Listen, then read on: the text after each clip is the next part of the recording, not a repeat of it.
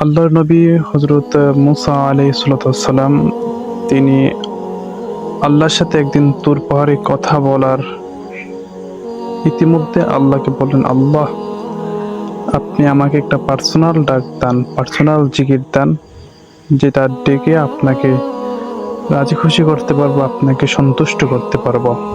তো আল্লাহ পাক রব্বুল আলামিন মুসাকে বললেন, হে মুসা, তুমি বলো লা ইলাহা ইল্লাল্লাহ।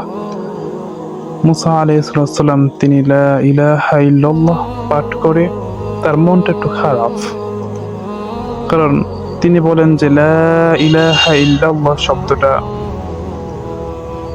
প্রায় নবীদের কালিমার সাথে যুক্ত আছে, যেমন লা ইলাহা ইল্লাল্লাহ মুসা কালিমুল্লাহ, লা ইলাহা ইল্লাল্লাহ ঈসা রূহুল্লাহ, লা ইলাহা ইল্লাল্লাহ মুহাম্মাদুর রাসূলুল্লাহ।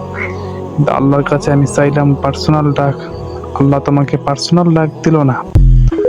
তখন আল্লাহ পাক রব্বুল আলামিন তো আল্লাহু গনিয়ুল হামিদ।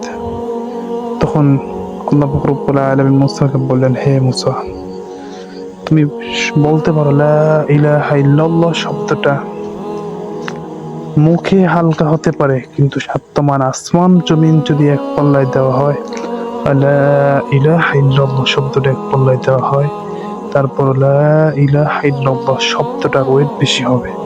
মানে এর অর্থ হচ্ছে যে আল্লাহ ছাড়া আর কোনো মাবুদ নাই, আল্লাহ ছাড়া আর কোনো ইলাহ নাই।